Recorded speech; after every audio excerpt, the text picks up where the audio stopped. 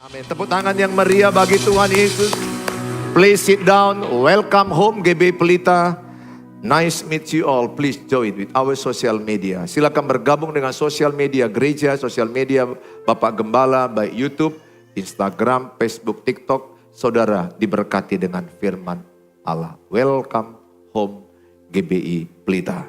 Hari ini kita diberkati dengan firman Tuhan dan saya sapa juga yang live streaming dan saudara yang mungkin nonton setelah ibadah ini. Tuhan memberkati saudara. Mungkin kapanpun engkau menonton tayangan ini, percayalah iman timbul dari pendengaran akan firman Kristus. Tuhan memberkatimu dimanapun engkau berada. Stay strong, tetap kuat dalam Tuhan Yesus apapun yang terjadi dalam hidup saudara.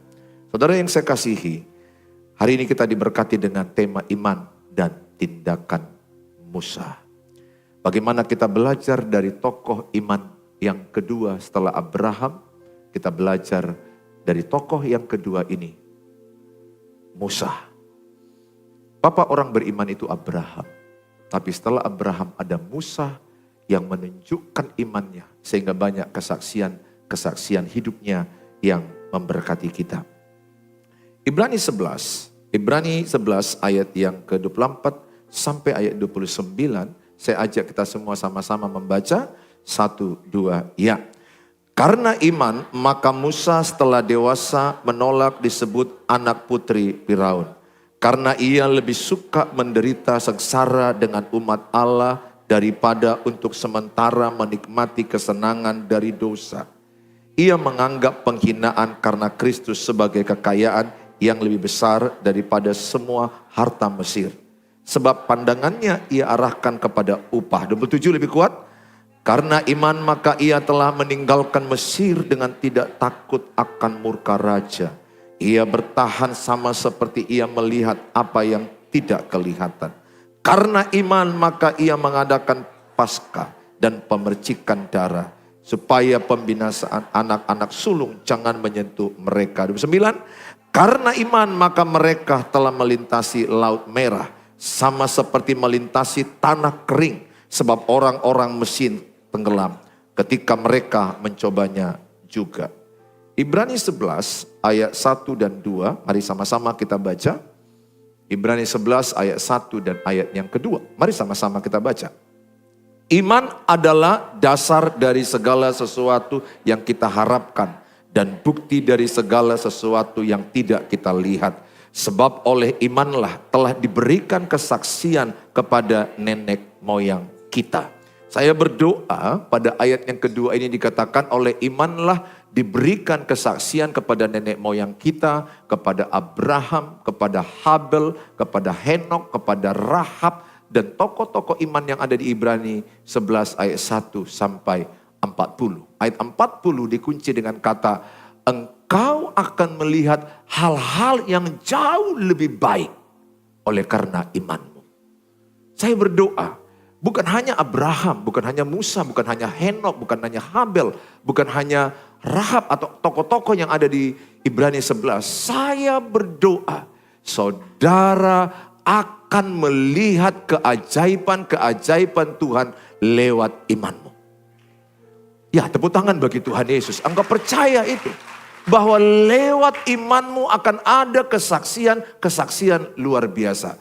Coba katakan, lewat iman saya, 1, 2 ya. Akan ada kesaksian hidupku yang luar biasa. Lebih semangat dong yang di atas, yang di balkon sama yang di belakang. Ya, terima kasih buat saudara yang sudah memberkati televisi. Tuhan berkati saudara, saya tidak tahu siapa. Tapi God bless you. Sehingga yang jemaat di belakang bisa melihat. Coba katakan, lewat iman saya akan melihat tahun 2024 dan seterusnya. Akan banyak kesaksian hidupku. Menjadi berkat bagi banyak orang lain. Bilang sebelahnya, pertahankan imanmu. Karena saya merasakan beberapa di antara saudara mungkin berkata, udah gak tahan Pak Pendeta.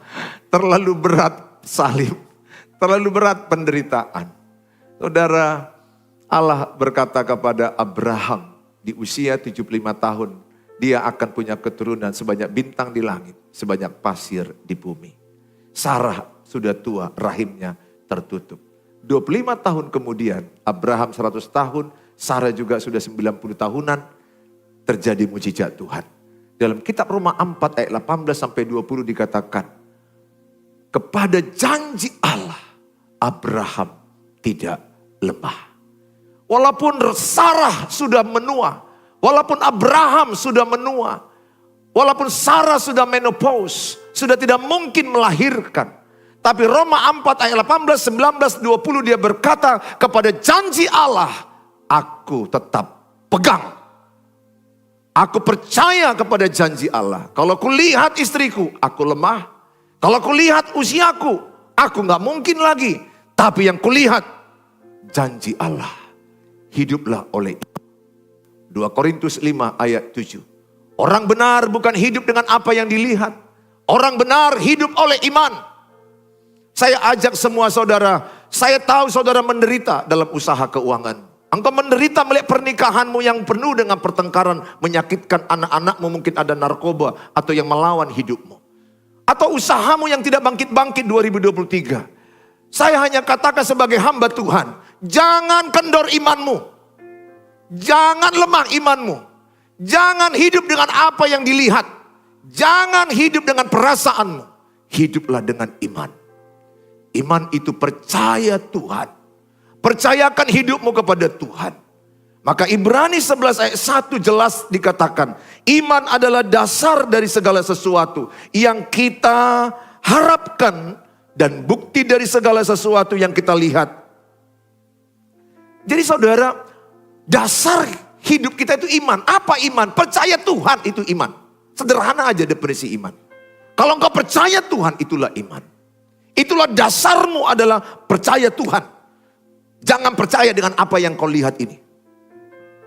Jangan percaya dengan perasaanmu. Saudara nggak perlu saudara pakai iman. Ini handphone. Perlu pakai iman. Udah dilihat. Ya HP lah. Nggak iman namanya kalau sudah dilihat. Iman itu saudara bisa melihat yang belum kelihatan. Sorga kita belum lihat, tapi kita berani berkata, kalau meninggal kita ke rumah Bapa di sorga. Itu iman. Maka iman adalah percaya Tuhan. Kerjakan hidupmu karena iman. Ibrani 11 ayat 6. Ibadah kita ini tidak berkenan tanpa iman. Saya berkhotbah tanpa iman tak berkenan di hadapan Tuhan.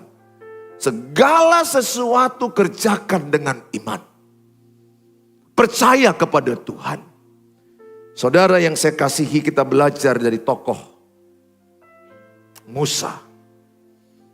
Yang pertama kita akan belajar dari tokoh Musa memiliki keberanian dalam membawa orang Israel, 2 juta orang ikut anak-anak dari perbudakan Mesir selama 430 tahun.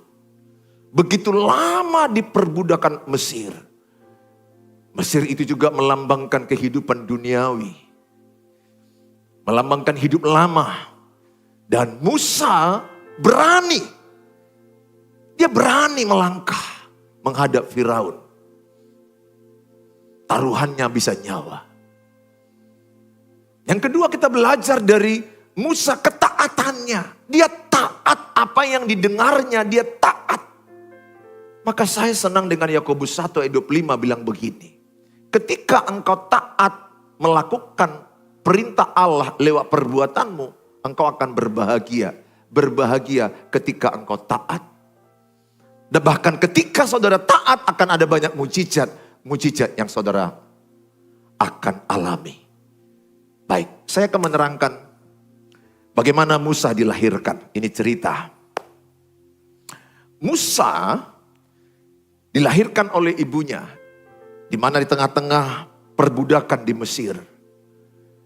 Dan ada pada waktu itu sensus ternyata Raja Mesir atau Firaun mendapatkan informasi bayi-bayi Israel atau bayi-bayi orang Yahudi, orang-orang Ibrani jauh lebih banyak daripada orang Mesir.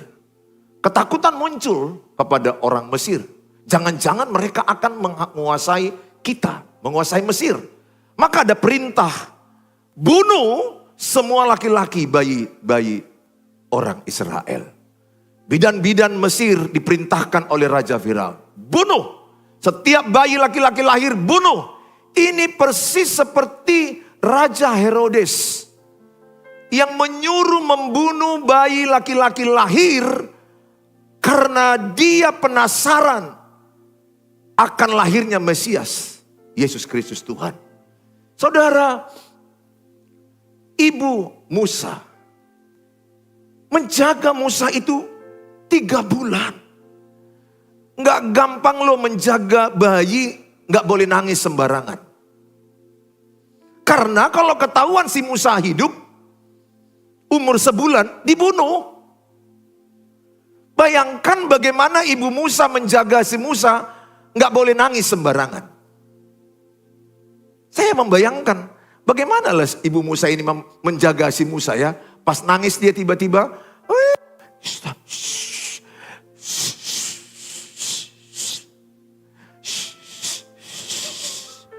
mungkin dia seperti orang kita Batak, orang Indonesia kan pakai Nina bobo bobo. Kan begitu kita kan supaya jangan nangis. Alah, aku tahu lah, semua ini pernah diayun-ayun, betul nggak? Diayun-ayun kita pernah supaya jangan nangis. Maksud saya perjuangan ibu si Musa. Anakku, ini bicara kelahiran Yesus. Perhatikan baik. Cerita Musa ini berhubungan dengan cerita kelahiran Yesus. Itu semua bingkai, frame. Allah kita itu sudah memframe, membingkai cerita kelahiran Yesus. Musa salah satu bagian dari cerita itu yang harus hidup dipertahankan. Ini bicara keselamatan hidup kekal.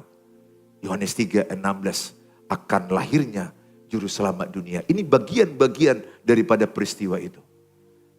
Akhirnya setelah 3 bulan. Setelah 3 bulan. Maka ibu Musa melepaskannya di sungai Nil. Cobalah ibu-ibu. Bagaimanalah perasaan seorang ibu melepaskan bayi ke air. Ditinggalkan aja pun bayi di rumah. Dijaga pengasuh kita sudah bingung atau mungkin kita masih was-was. Saya bisa bayangkan perasaan, inilah untungnya otak kanan ya, saya otak kanan ini. Jadi otak kanan ini suka menghayal-hayal. Jadi kalau ada cerita Alkitab, kuhayalkan itu. Kubayang-bayangkan kayak manalah ibu si Musa ini melepaskan anaknya. Aku yakin dia nangis. Aku yakin dia penuh perjuangan bergumul. Istri, putri Firaun, lagi mandi. Diambillah si Musa ini. Maka Musa artinya diambil dari air. Saudara, Musa dibesarkan oleh putri Firaun. Dan dikasih asi oleh ibunya si Musa juga. Karena dia minta siapa yang bisa mengasuh anak ini. Jadi ibunya juga yang memberikan dia didikan dari kecil dan mengasuh dia. Sampai usia 40 tahun di tangan Firaun. Di tangan putri Firaun. Ini cikal bakal pangeran Mesir. Saya yakin dia ini adalah orang yang terdidik. Orang yang hidup mewah. Orang yang hidup sangat berkecukupan. Karena dia ini adalah penerus tahta. Bisa dibilang dia nomor 2 di Mesir. Bisa dibilang Mesir itu terhebat di zamannya. Kalau kita bilang adidaya sekarang Amerika, di zaman itu Mesir. Saya terlalu percaya didikannya sangat luar biasa. Dan hidup mewah. Tapi lihatlah dalam kitab Ibrani 11 ayat 27. Ibrani 11 ayat yang ke-25. Karena ia lebih suka menderita sengsara dengan umat Allah. Saya ketika baca ini, saya dijamah Tuhan. Karena ia lebih suka menderita sengsara dengan umat Allah daripada untuk sementara menikmati kesenangan dari dosa. Kalau saya lihat orang zaman sekarang, lebih banyak orang lebih suka menikmati kesenangan dosa. Lebih suka mereka menikmati dunia ini. Sedikit di antara kita suka memikul salib. Sedikit di antara kita suka menderita karena Injil. Sedikit di antara kita mau menderita kayak Paulus dalam penjara. Dia mau dipenjara demi Injil. Saya sangat diberkati Filipi 1 ayat 12. Coba kita buka. Filipi 1 ayat 12. Aku menghendaki saudara-saudara supaya kamu tahu bahwa apa yang terjadi atasku ini justru telah menyebabkan kemajuan Injil. Itu yang dia bilang, penjara loh, dipasung dengan Silas. Di dalam penjara dia berkata, ini akan mendatangkan kemajuan Injil. Saya berdoa apapun penderitaanmu, apapun masalahmu. Roma 8 ayat 28 berkata, Allah turut bekerja mendatangkan kebaikan bagi orang yang mengasihi Dia, bagi orang yang terpanggil kepada rencana Allah. Kalau engkau mengasihi Tuhan, kalau engkau sedang berjalan dalam rencana Allah, seluruh kejadian-kejadian buruk, masalah-masalah yang kau alami, penderitaan-penderitaan yang kau alami, saya percaya semuanya akan mendatangkan kebaikan bagi mereka yang mengasihi Tuhan Yesus, yang terpanggil dalam rencana Allah. Saya tidak tahu penderitaan apa yang kau alami. Yang pasti ikut Tuhan ada pikul salib. Kita belajar dari Musa. Dia mau memilih menderita. Di umur 40 tahun. Dia melihat ada kejadian mandor orang Mesir bertengkar dengan budak orang Israel. Dia membela budak ini. Dia membunuh mandor Mesir ini. Kedengaran sama Raja Firaun. Bunuh Musa. Musa dikejar-kejar mau dibunuh oleh Firaun. Dia lari ke Midian. Di Midian dia jumpa Yitro, mertuanya. Lihat cara Tuhan. Ketika dikejar, Tuhan menyediakan sesuatu. Saya hanya katakan, penderitaan yang kau alami. Mungkin engkau dipecat dari kantormu. Mungkin engkau diputuskan seseorang. Kesusahan yang kau alami. Kalau engkau di jalan mengasihi Tuhan. Dan jalan percaya ke Tuhan. Dan mengikuti rencana Tuhan. Justru ketika engkau dipecat dari kantor itu. Saya terlalu percaya di balik itu. Ada kebaikan-kebaikan Tuhan. Yang Tuhan sediakan kepada saudara. Ada rancangan-rancangan Tuhan yang indah bagi saudara. Setiap penderitaan yang kau alami tidak lepas daripada izin Tuhan dan rencana Tuhan. Satu helai rambutmu pun jatuh seizin Tuhan. Satu helai rambutmu pun jatuh seizin Tuhan.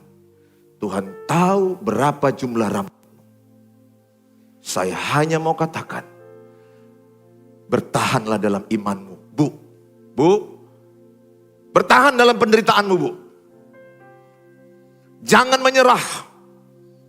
Karena ada banyak ibu-ibu yang sedang saya konseling, yang sedang putus asa oleh karena pernikahan, oleh karena suami yang berkhianat, selingkuh. Yang memukul dia, yang menyakiti dia. Tapi saya selalu berkata, Bu, bertahan. Tapi mereka sering nangis ke saya, gak tahan lagi Pak Pendeta. Terlalu sakit yang dibuat suamiku. Ya, memang sangat sakit untuk dikhianati. Untuk diselingkuhi itu sangat sakit. Maka aku sampaikan berkali-kali kepadamu anak-anak gadis, anak muda. Be careful. Hati-hati kau memilih pasangan. Karena pernikahan Kristen sekali sampai kematian. Jangan sampai engkau salah memilih. Ibu-ibu yang mau memilih menantu. Jangan lihat karena dia kaya. Jangan lihat karena dia punya jabatan. Jangan lihat karena dia punya uang. Lihat Musa, dia tidak menganggap penting atau berharga tahta Mesir. Harta kekayaan melimpah. Tapi oleh karena iman, dia lebih memilih menderita dengan orang Israel untuk ke tanah Kanaan, ke tanah perjanjian. Ibu-ibu, jangan pilih calon menantumu karena kaya, anak gadis. Jangan pilih calon suamimu karena ganteng, karena jabatan. Saya sudah saksikan berkeping-keping pernikahan mereka hancur karena mereka lebih tertarik outer man daripada inner man. Kita harus lebih tertarik inner man. Takut akan Tuhan, mengasihi Tuhan. Tapi bagi engkau yang sedang menderita dalam kesusahan usaha, keuangan, sakit penyakit, saya hanya mau katakan, jangan hanya percaya apa kata dokter. Dokter boleh berkata, saudara atau saya diagnosa kanker stadium 3. Siapapun takut. Tapi ketika itu hasil laboratorium, kita kanker stadium 3. Imanmu jangan kendor. Imanmu jangan surut. Hormati dokter, karena dia ilmunya di situ. Tapi kita lebih hormat kepada Tuhan. Dokter nggak bisa menghakimi atau memutuskan, engkau hanya hidup 3 bulan, engkau hanya hidup 6 bulan. Itu ilmu dia. Boleh engkau hormati hasil lab. Hormati dokter dengan profesinya. Tapi lebih hormat kepada firman Allah. Allah berkata, bagi orang percaya tidak ada yang mustahil. Bagi Allah tidak ada yang tidak mungkin. Seseorang yang sudah mau meninggal dengan stadium kanker 4. Dia percaya Tuhan. Di Mazmur 118 dia selalu berkata, aku tidak akan mati. Aku akan hidup untuk memberitakan Injil. Untuk kemuliaan nama Tuhan dia sembuh. Saya tidak katakan setiap orang berdoa sakit pasti sembuh. Tidak. Ada kalanya memang waktu Tuhan kita harus kembali ke rumah Bapa. Seperti jemaat kita yang akan kita kubur besok. Udah waktunya mungkin dia harus kembali. Jadi saya mau ngajak sama saudara, mari sama-sama, jangan kendor imanmu. Jangan satu kata pun mengeluh. Orang beriman itu akan diketahui dari kata-katanya. Jangan engkau berkata, nggak mungkin lah, nggak bisa lah, matilah aku, gila lah aku. Betul-betul gila nanti. Dan jadi setengah gila lebih parah. Kalau gila asli kan langsung di kandang dia. Saya mau katakan, jangan menyerah. Saya berdoa, sebagaimana yang dialami oleh Musa, dia melihat mujizat Tuhan. Dan setelah itu dia dikejar, dan dia di Midian, dan kemudian di sana dia mengembalakan bersama dengan Yitro. Maka setelah usia 80 tahun, dia menghadap Firaun bersama Harun, umur 83 tahun, abangnya. Taruhannya nyawa. Musa gak punya keberanian memimpin Israel. Kenapa? Pertama dia gak punya pengalaman memimpin banyak orang. Kedua dia itu gagap, gugup. Maka dia bilang kalau bisa abangku aja Harun. Aku ini patah lidah. Maksudnya gugup, tidak lancar ngomong. Saya pun seperti si Musa ini Bapak Ibu. Gugup. Saya kalau habis dari mimbar ini, istriku sama anak-anakku bilang, apalagi kalau lagi panik ya, Pak, masih muncul gugup mulu. Lagi panik ya, lagi banyak ada kerjaan, akan muncul gugupnya. Tuhan masih izinkan ada sisa, supaya aku jangan sombong. Tapi puji Tuhan di mimbar ini lancar ya. Karena urapan Tuhan. Karena iman. Dan juga aku lancar. Karena aku lihat wajah kalian. Gak ada yang tidur loh. Ini hampir 400 ke 500 gak ada tidur. Thank you. Engkau mendengar dengan iman. Aku berkhotbah dengan iman. Saudara. Dia gak punya pengalaman. Tapi dia berani. Saya dipanggil Tuhan jadi pendeta full time, tinggalkan dokter. Berat loh ngambil kedokteran di USUM. Ambil S2. Dan punya yayasan rumah sakit yang punya peluang besar saya ada di dalam posisi. Kalau saya mau mengabdikan di sana. Dan saya sudah ditawari juga jadi kepala puskesmas Lubuk Pakam pada waktu itu. Tapi saya katakan tidak. Saya dipanggil Tuhan. Mertuaku panggil aku. Mertuaku seorang haji. Dia panggil saya. Apa maksudmu? Kau dokter, kenapa kau tidak mengabdi di rumah sakit? Saya hanya bilang, Pak mertua, sarangeo. I love you so much, but Tuhan di atas segalanya. Dia panggil saya. Dengan posisi di mana gaji dokterku jauh lebih banyak dibandingkan pengembalaan. Penderitaannya jadi pengembalaan pun banyak kali Bapak Ibu. Kesusahannya pun banyak. Ya, sedikit-sedikit ada masalah di kejemaatan. Keuangan juga yang kurang, Ibu Gembala juga udah mulai marah-marah waktu itu.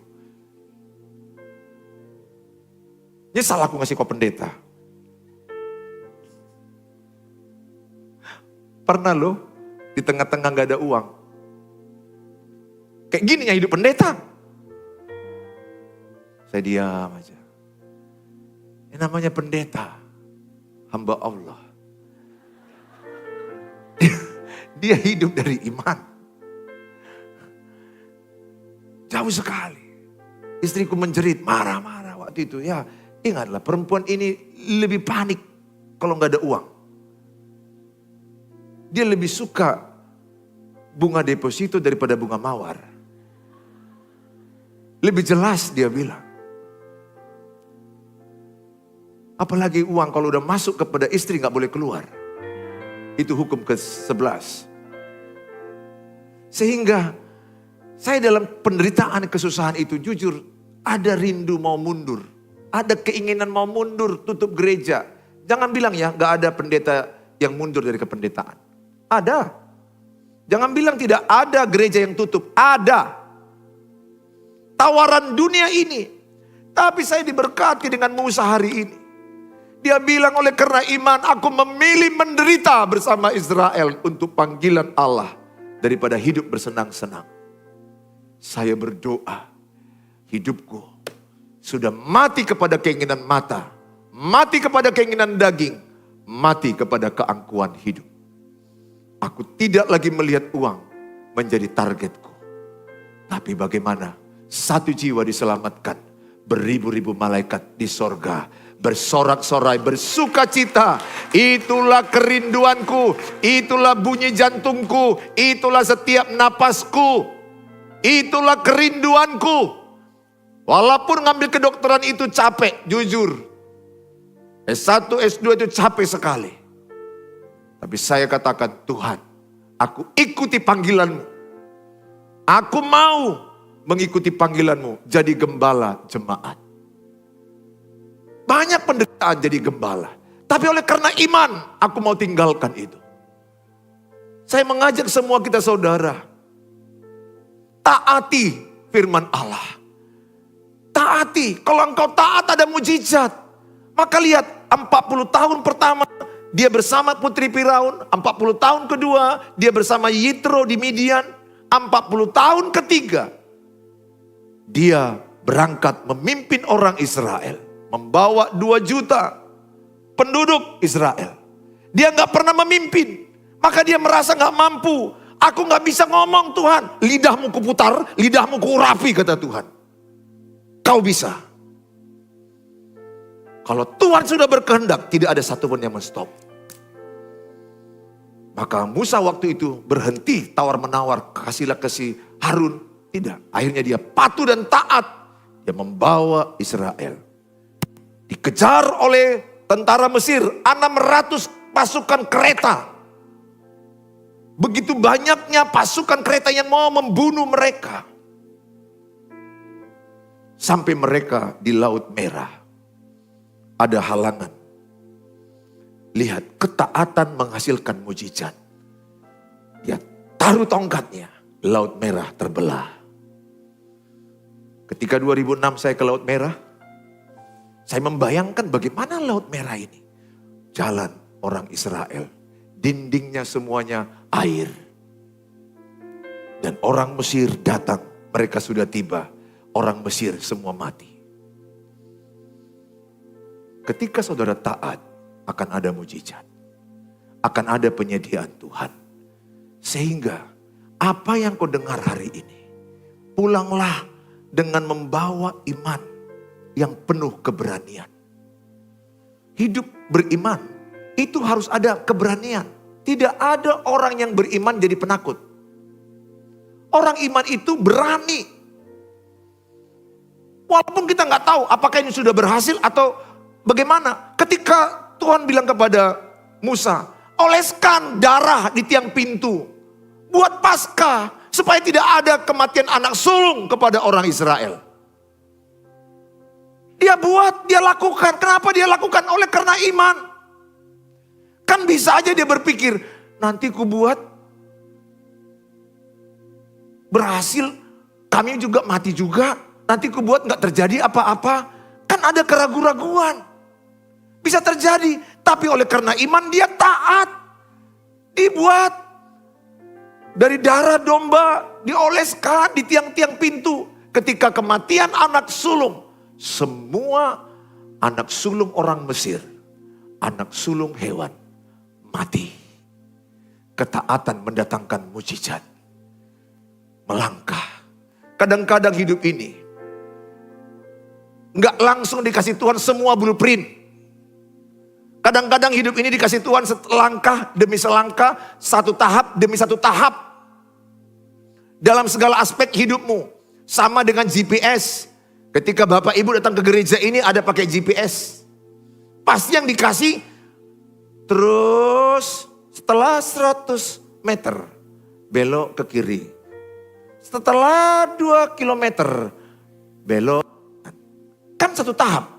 Setelah itu nanti 500 meter belok kiri lagi.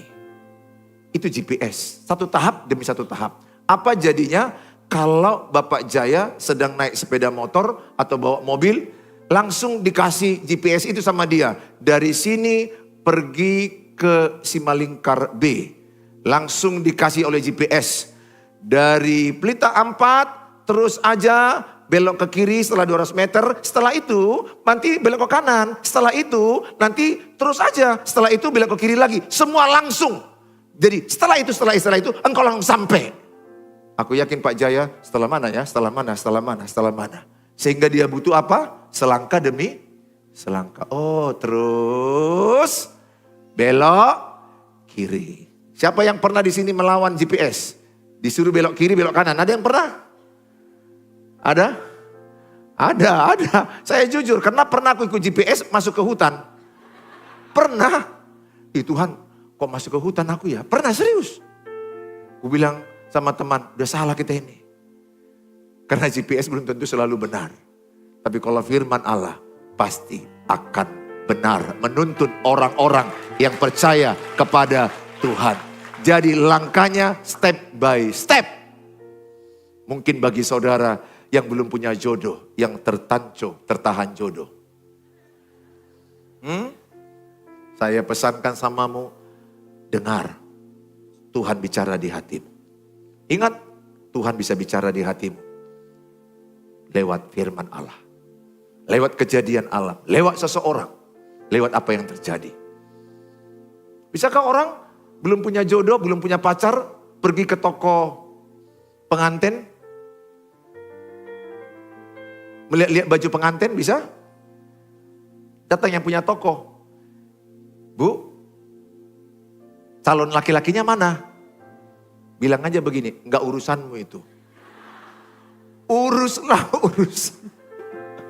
Karena memang belum ada. Tapi dengan iman dia sudah melihat ada. Iman melihat apa yang belum dapat dilihat. Dilihat-lihatnya. Ini aja kok, cocok. Ukur kok, cocok enggak? Jangan tanya yang lain. Ini aja, masalah baju ini aja dibahas. Mungkin gak langsung beli. Tapi Tuhan tahu engkau udah mulai mempersiapkan diri. Ingat, mujizat itu terjadi ketika kau taat. Si Musa dia taat. Jumpai Firaun. Dia taat melangkah menuju tanah perjanjian, tanah Kanaan. Walaupun akhirnya dia gak masuk oleh karena dia tidak bisa mengelola amarah dan emosinya. Dia punya kelemahan juga satu sisi. Yosua dan Kaleb yang akan meneruskannya. Taat aja. Saya begitu mencari tanah gereja ini. Saya waktu itu, Tuhan di mana? Lihat uang kolekte cukup. Tawar waktu itu ya, ini sudah lebih 15 tahun yang lalu. 600 juta tanah dan rumah lama. Nggak ada duit, uang sikit. 15 tahun yang lalu 600 juta udah mahal. Sekarang aja masih, jangankan 15 tahun lalu ya, sekarang pun masih mahal. Tapi saya taat aja. Tuhan bilang di hatiku, kau tawar. Terus bilang, kalau gak ada uangku kayak mana nawar? Terus ada kalimat, nawarkan gratis. Apa salahnya? Kan dia yang membuat hubungi, katanya kan gitu. Kan dia kan hubungi. Nomor sekian, hubungi. Kan dia nyuruh aku, hubungi. Kan gak ada kalimatnya, hubungi bagi yang punya uang. Nah, kalau itu dia melaku. Ku tawar. Jumpa, uang gak ada, belum tahu. Berapa? 600 juta. Oke. Tunggu ya, kami doa dulu. Baru sambil di depan rumahnya itu, dia masih situ, pijak-pijak dalam nama Yesus, dalam nama Yesus. Mungkin yang punya rumah, nah gila doang, pijak-pijak. Padahal maksudnya klaim dalam nama Yesus ini punya gereja, dalam nama Yesus ini punya gereja. Orang beriman itu kadang-kadang agak-agak apa juga. Lihat, si Nuh membuat bahtera, ada hujan atau tidak? Tidak ada. Jadi kalau engkau nggak punya rumah, ketika engkau ke mall, ke Sun Plaza, ke CP, ada pameran properti, kau rindu punya rumah. Kalau kau beriman, berani kau menawar. Ini waktu ditawar, ini berapa? Kok bang, berapa ini? Ini 5 miliar. Ih, matilah kami. Itu gak orang beriman. Bailailah udah kosong ini. Memalukan. Kan gak salah. Berapa? 5M. Oh iya, berapa kamar ya? Agak cocokkanlah imanmu dengan gayamu. Berapa kamar ya? Ini SHM atau apa ya? Ini udah langsung ada semua siap ya, siap huni ya. Yakinlah kau pula, jangan pula ketika dibilang 5M, mati. Langsung down lah SPG-nya. Nggak customer ini, nggak cocok ini. Udahlah Bu ya, itu ada program perumahan Jokowi. Ke situ aja lah Bu ya. Sebelah itu Bu. Nah, jangan tunjukkan lah. Kan nggak salah. Oh ini berapa? Oke, yang 5M. Bila perlu coba-coba, ada nggak yang lebih bagus dari 5M ini? Kan nggak salah, kan nak. Aku tanya, kalau mereka ada di mall-mall lebih senang kita terima ini atau kita tolak? Lebih senang. Lebih senang mereka rame atau sepi? Rame. Jadi kalau engkau beriman, jangan langsung minder.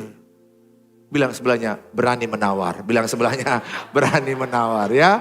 Berani menawar. Ya. Baik juga kalau engkau wanita atau engkau anak laki-laki. Wah dia anak orang kaya itu, gak mungkin jodohku itu. Tinggi kali setelannya itu. Hanya langit yang bisa mencapai itu. Dan awan-awan. Aku ini tanah, cacing tanah liat. Gak kelasku itu.